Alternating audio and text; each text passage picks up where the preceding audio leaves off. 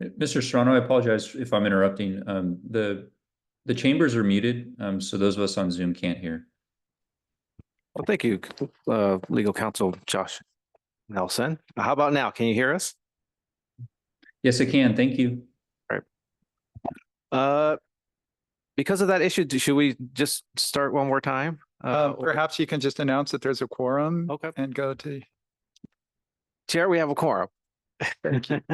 So as I was going along with the summary, the commissioners will be attending in person unless you're sick or out on a work-related project. Our legal counsel is joining remotely. The members of the public have the options to join us virtually or in person. Anyone that would like to speak to the commission on any agenda item has the option to. They'll have up to 3 minutes. We'll inform them when they have 1 minute left and when their time is up.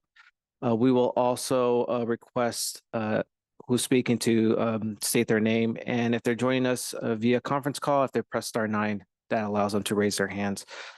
Chair, that is a quick overview of the hybrid meeting process. I also want to inform the commission that LAFCO staff has been invited to do a number of LAFCO 101s in recent weeks. This month we have 2. One's going to be a virtual workshop hosted by the California Association of Resource Conservation Districts. They've invited staff to do a LAFCO 101 and really focus on how to build stronger relationships between LAFCOs and the RCDs. We're also scheduled to do a LAFCO 101 for the legislative wing here in this building. So we'll be providing information to the offices of Senator Lair, Congressman Panetta, and Assemblymember Pellerin's staff. I did want to extend it to the commissioners or your staff if you feel that anyone would be interested in learning or getting a crash course on LAFCO. It's going to be held in this building on the 26th. Space is limited, so if anyone's interested, feel free to reach out to staff. But it's mainly focused for the legislative wing, but we wanted to open up to the commissioners. Chair, just what time? It will be held at, and correct me if I'm wrong, Francisco, I believe 10 a.m. For both? Oh, so for the virtual workshop for the RCDs, that's going to be from 12 to 1. And for the legislative wing on the 26th here in this building, I believe it's going to be at 10 a.m. But I can confirm the date to the commissioners if interested. Noon on June 11th. And the 26th, I believe it's going to be in the morning, but we'll provide this information for anyone that's interested. And Chair, that concludes my summary and update, and I'm happy to answer any questions. Michelle, do you have a question? No. No. Okay. Are there any questions or comments from the public? Not this time. Okay, thank you. And I'll hand it back to staff for, I'll move to the next item, which is adoption of the minutes. Does anyone have any questions or revisions for the minutes from our May meeting? Hearing none, I'll ask for a motion. I'll move approval. Second. Moved by Rochelle and seconded by Supervisor Koenig. All in favor? Aye. Aye. I abstain. I Any abstain. abstentions 2. John Hunt and Jim Anderson. So this motion does pass with a 4 vote with 2 abstentions. Thank you. Okay, like to open it up for public questions or comments on any items not on the agenda. Do you have any online? Not at this time. Okay, hearing none.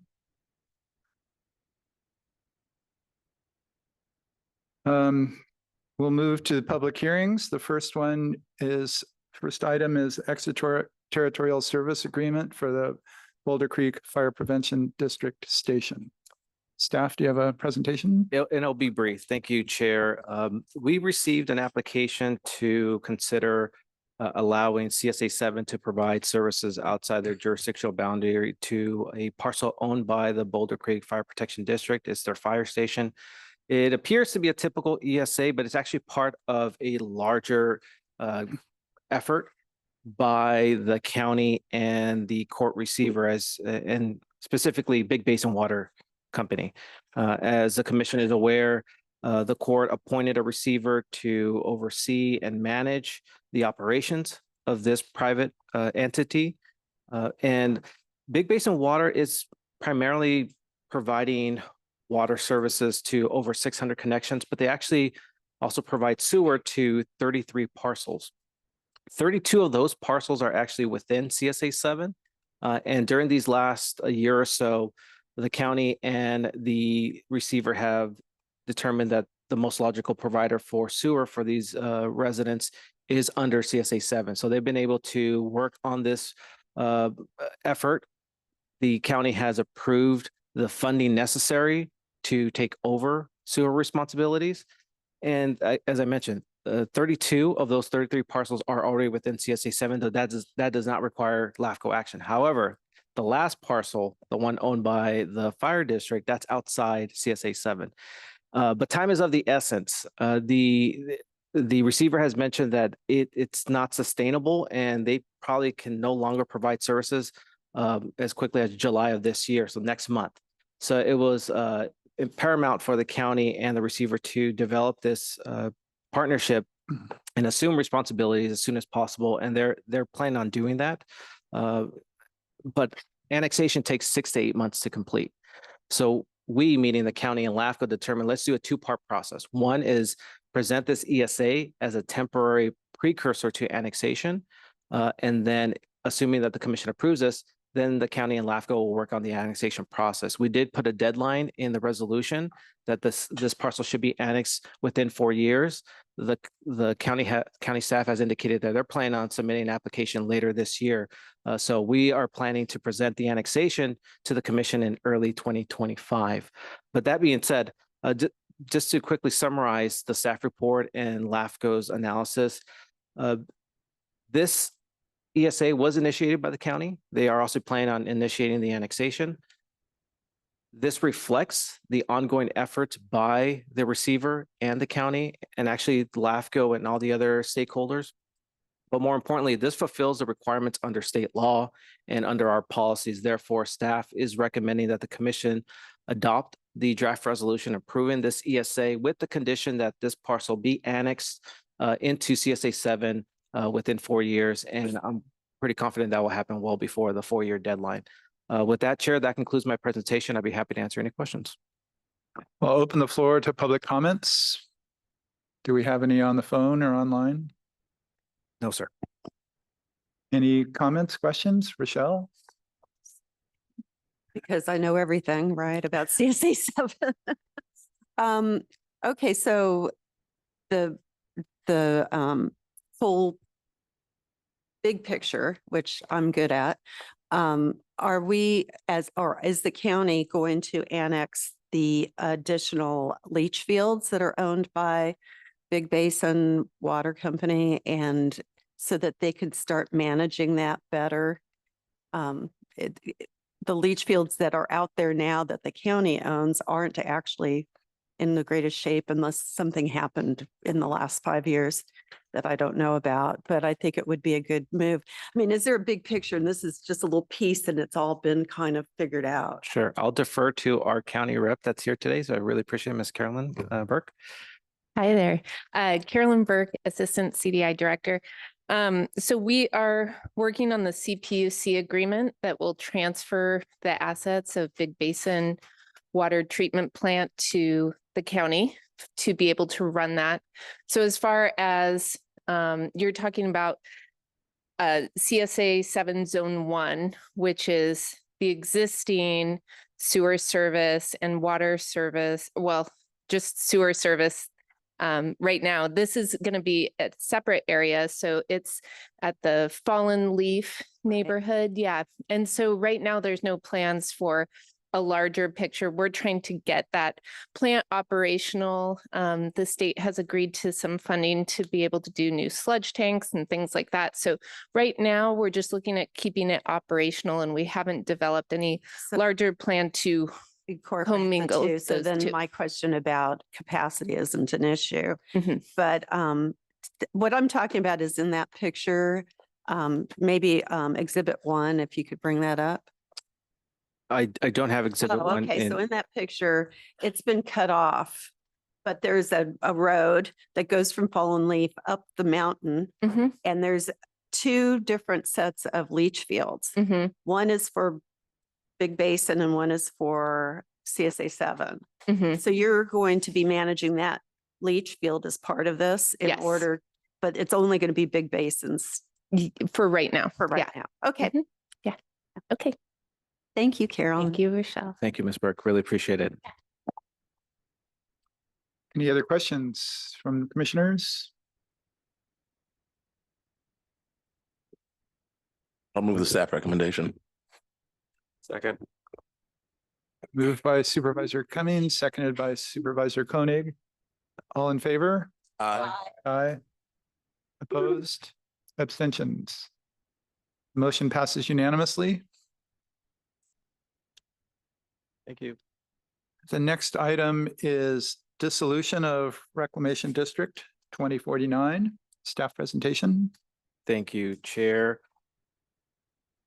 As the commission may recall, back in 2021, 2022, LAFCO analyzed the water districts and agencies in the county. It was a county-wide report. And one of our findings was some significant issues regarding the reclamation district, which sole purpose is to drain College Lake once a year for farming purposes. It's been around for over 100 years, 104 years. And it's been dealt some difficulties along the way. And I'll just summarize the issues. It doesn't have any staff. It doesn't have a website or an office or a general manager. It hardly had any board members. And now, after that analysis, we met with the representatives from the reclamation district. They determined that dissolution was best fit for their constituents because the Pajaro Valley Water Management Agency was working on a project that would make their drainage services obsolete. So as a group effort, we worked together to start the dissolution process. So the reclamation district actually submitted an application back in March of 2023.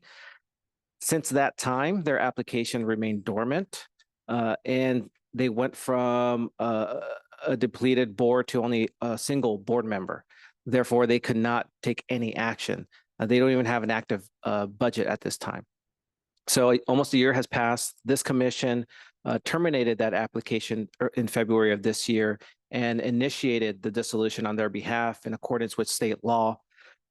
Once that was completed and the commission adopted that resolution, LAFCO staff continued to work with the stakeholders. We worked with the county. We completed all the statutory requirements, and now it is ready for the commission to consider the official dissolution of the reclamation district.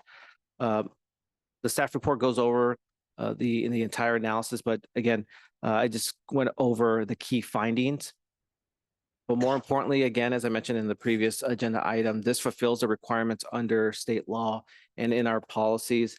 I do want to, before I defer back to the chair and the commission, I do want to mention that it is not LAFCO's goal to get rid of special districts.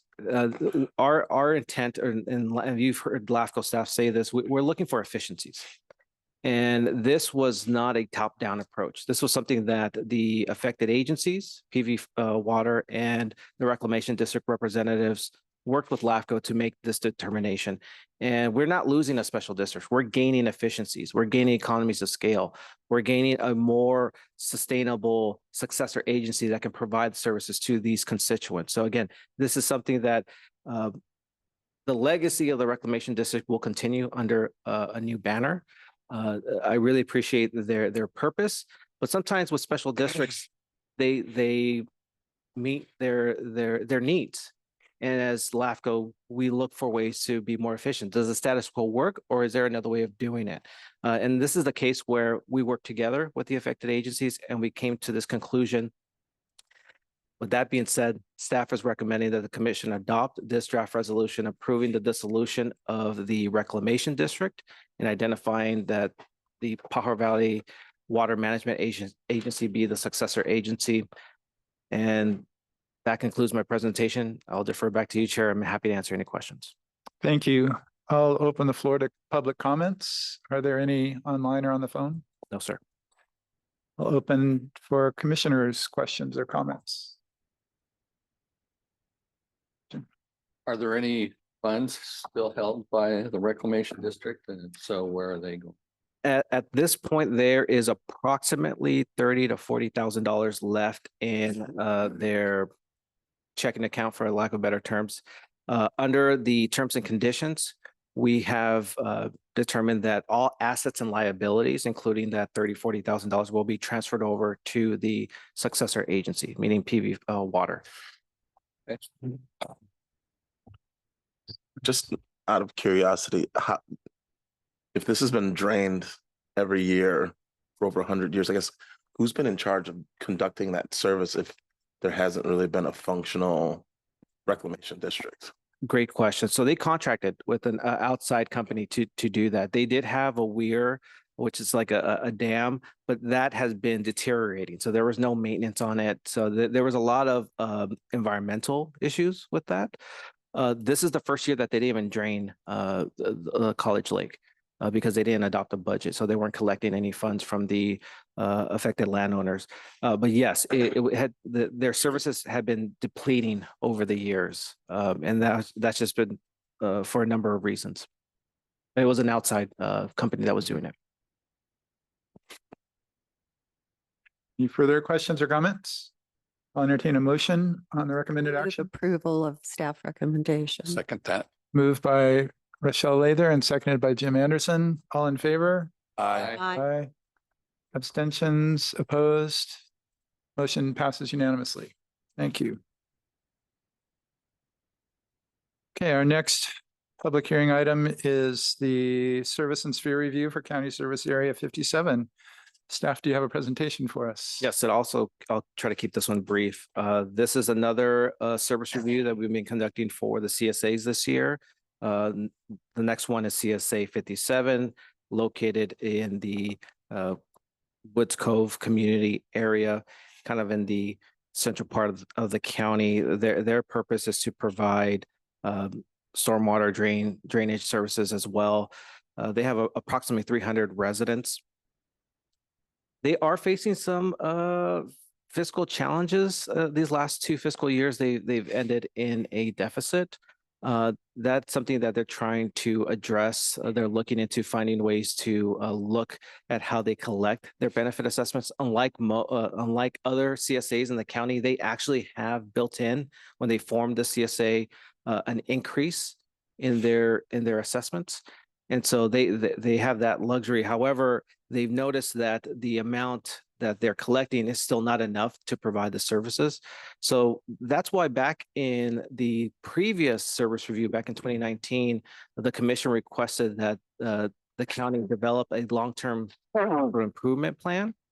As part of this service review, we were able to provide a copy of that long-term capital improvement plan. So they fulfilled that requirement.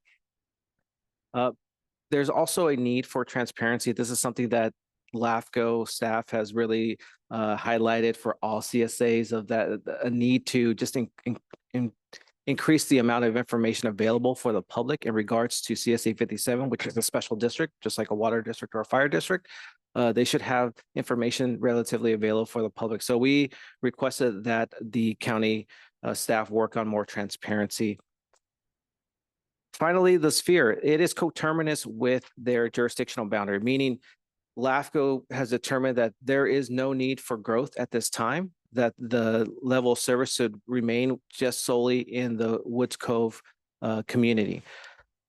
That being said, overall, CSA 57 is operating well. There are areas of improvement, but this is something that I feel will be a tool for county staff and for these residents to have a better idea of the full story of why CSA 57 was formed in the first place, what type of services it provides, and what are the challenges and opportunities for them in the future. Therefore, staff is recommending that the commission find that this report is exempt from CEQA, determine that the report meets the requirements under LAFCO law when it comes to sphere boundaries and service reviews. And staff is recommending that you adopt the draft resolution approving this service review for CSA 57. Chair, that concludes my presentation. I'll be happy to answer any questions. And I will note that the point person from the county, Rachel, is available. Fatui. Fatui is joining us virtually. And she was very helpful in completing this report. That being said, I'll be happy to answer any questions. Thank you. I'll open the floor for questions or comments from the public. Do you see any online or on the phone? No, sir. Questions or comments from commissioners? Commissioner Lather, Just have a comment. Sorry, Rachel. thank you. This is my bandstand thing. Okay, it's been 20 years. And what happens over 20 years is there's nothing really bad happening out there. But the Public Works Department as a department kind of go the easy route, which is 2% increase or 3%, because they don't have to go back and raise the rates. And this is another place where Rachel's been put in a position where for 20 years, nobody wanted to do anything. And now suddenly it's a crisis and she has to raise the rates. And I wish that there was more like thinking towards the future. There's a huge amount of money is going to be needed when things are needed to be replaced. But just like in the 60s, and I've had to raise rates over all kinds of interesting decisions that were made in the 60s, 70s, 80s, and we're still doing it because I was there in 2001. I remember it. And so maybe I'm just saying this to Manu because he's the only one that's probably going to be, looking at this. But it's really important to think past tomorrow, past what a pain in the butt it's going to be to get people to take a rate increase and make it easier for somebody like Rachel when the time comes and they need to have money. Okay, I'm off my soapbox. Any other questions or comments?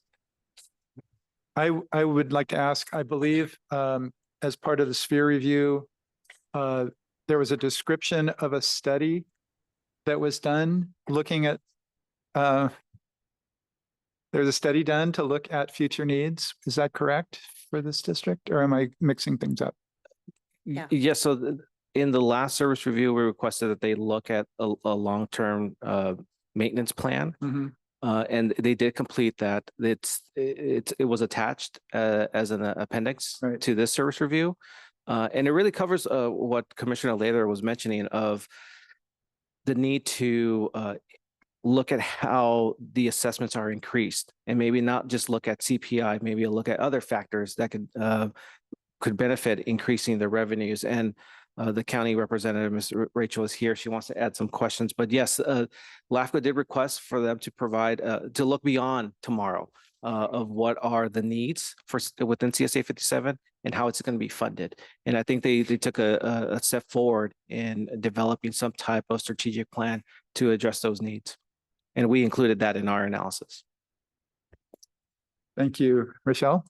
One of the issues which you see over and over is that the planning department really was approving this project. And one of the things was like the sphere where it is and how it can't grow. Mm-hmm. They did that on purpose. And so, because they didn't want it to be growth inducing or something, 20 years ago. So we need to work better together to get like a project like that. You don't just throw it on Public Works and say, hey, this is yours. And we negotiated 400,000 to be given by the developer. But I may remember it wrong. Rachel will remember it perfectly. I've lost many cups of coffee and bets with her. So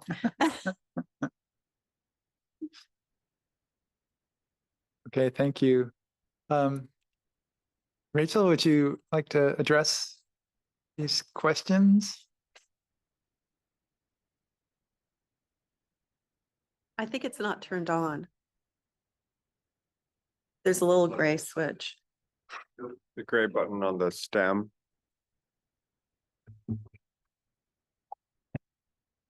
Thank you. So I really wanted to thank you 5 years ago to tell us to go do a long-term maintenance plan. Without that, we wouldn't have known that what we're doing on a yearly basis is not going to sustain us when it's time to do a real replacement. The system is new, relatively new, and the facilities has 60, 70, 80 years old lifespan. So for the last 20 years, we haven't been doing much because, again, the system is new. There are some repairs needed. The last year, we did some repairs, minor. There's one area where it needs, I'm sorry, I came running. There's one area at the outfall where it needs a little more work. It may be 100, 150,000. We do have money in the account for that. We are seeking bids from contractors in the area. But the rate of increase is the CPI. We've been using average like 2.5 something. And the construction CPI, we compared it. We had actually staff who just did extensive work on that. The construction CPI comparing for Caltrans, for example, is not 2.56. Over the last 4 years, it's like 5 point something average. So if, we don't need to worry too much about what happened already, knowing that the life of these facilities can be 50, 60 years. But if we start doing reasonable CPI starting next year, which is what we recommended in there, starting next year, we say this is the applicable CPI rather than some CPI for other consumption. Construction CPI is not the same, it doesn't align with the CPI of 2.5 something percent. So if we start doing 5 something, or we're going to gauge the CPI, not to say, we're not going to stick to a CPI. Every year we're going to gauge what Caltrans CPI is and use a CPI that's applicable to what we do.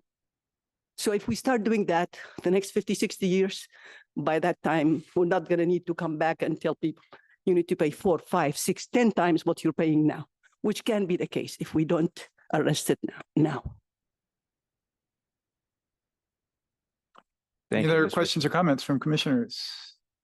No, I appreciate knowing that and not dumping the costs onto the future generations Exactly. because we don't feel like it. Exactly. Yeah. Commissioner Anderson. Why do you choose the Caltrans CPI? It's construction CPI. I mean, it's the more like published information and available. They've done research. We can look for other, but Caltrans is the one that we saw applicable to what we do. Okay. Maintenance and upgrades. Oh, yes. Quick question, which is what sort of enforcement mechanisms are there? I mean, 2 fiscal years ended in a deficit. Like, I mean, if at what point can we? I can definitely speak to that. It's not deficit. It's this study to evaluate what we have, what we need to do, doing more TVing everything we have there. So it cost us money the last couple of years. It's not the deficit, but it's expected that it's going to cost us money to do this report, to do this master plan, to do this study. So it's not a deficit. It's not going to continue as a deficit for years to come because that's a one-time master planning work. We will need to spend, once we get the amount from the contractors, how much to repair that. The bigger cost is the outfall. It's being undermined and there's a gap below the head wall at the last point of the system. We're trying to figure how much it's going to cost us. Once we know, then we have over 300 now in the budget. We can use that money. And again, after that, we're going to go to what we were doing 2 years ago. It's not going to be another spike. Once we fix that problem, later on, it's just going to be regular maintenance. That's not very costly. So you weren't below zero. No, we have 300 something in the budget. Over 350. So we'd be saving money because again, maintenance didn't cost us a whole lot because the system is new. Yet the deep inspection, like the detailed inspection, revealed issues that we don't want to sit on. Any other comments or questions? I'll ask for a motion on the recommended actions. I'll move approval. I guess I've been doing every single one. Second. Okay, it's moved by Commissioner Lather and seconded by Commissioner Koenig. All in favor? Aye. Aye. Abstentions, opposed, passes unanimously. Thank you. Okay, the next item in other business is auditing firm contract, and I'll ask staff for a presentation. Thank you, Chair. Transparency has been a big thing for LAFCO staff over the years in our service reviews, and we determined that we should also look for ways to be transparent. And one way is conducting audits for LAFCO. So we actually teamed up with some neighboring LAFCOs to do a joint RFP to hire an auditing firm. We invited any LAFCO around the state, not just for our coastal region, who was interested in this joint effort. 5 LAFCOs in total decided to work together to reach out to auditing firms. We sent the RFP out to over 80 firms and we got 4. So it's better than nothing. And the 5 LAFCOs analyzed those 4 bids and we determined that we wanted to interview the top 3. And as you can see on the screen, Davis Farr was determined to be the most qualified, but we went a step further. After we did the analysis, we looked at, and we, meaning LAFCO staff, looked at different factors. And again, we came to the same conclusion that Davis Farr was the most qualified. Beyond the qualifications of the auditors, we also looked at how much it's going to cost to do these audits. And Davis Farr came out to be the most cost efficient out of the 3 bids, as you can see on your screen. And also Davis Farr is the one that's more experienced with LAFCOs. It currently has 8 other LAFCOs as their clients. That's the most out of the 3 finalists. So based on their qualifications, based on their costs, based on their LAFCO experience, your staff is recommending that we contract with Davis Farr for auditing purposes now and for the future. And so they're still working on, assuming that this commission approves this contract, they'll do an audit for our previous fiscal year, our current fiscal year, and then going forward. With that, staff is recommending that the commission, approve the draft contract with Davis Farr and LAFCO. And if approved, then we'll coordinate with the auditing firm to begin the process of moving forward. Chair, that concludes my presentation. I'd be happy to answer any questions. Thank you. I'll open the floor for public comments. Anything online or on the phone? No, sir. Commissioners, any questions or comments? I'll move recommended action. I'll second. Moved by Commissioner Anderson, seconded by Commissioner Cummings. All in favor? Aye. Aye. Opposed, abstentions, passes unanimously. Thank you. Next item is written correspondence. What do you have for us? We have not received any written correspondence, so we can move forward to the next item. Interesting. Thank you. Is there anything in the press articles that you'd like to highlight? No, sir. We identified some that were of interest for the commissioners, but nothing to report. Okay, next item is commissioners' business. Is there anything commissioners would like to share with the rest of the commission? No. Seeing none, I will move adjournment. We will see the commissioners in August. We're dark in July, so you get a little break. Right. Hey. Thank you, commissioners. Thank you. Right.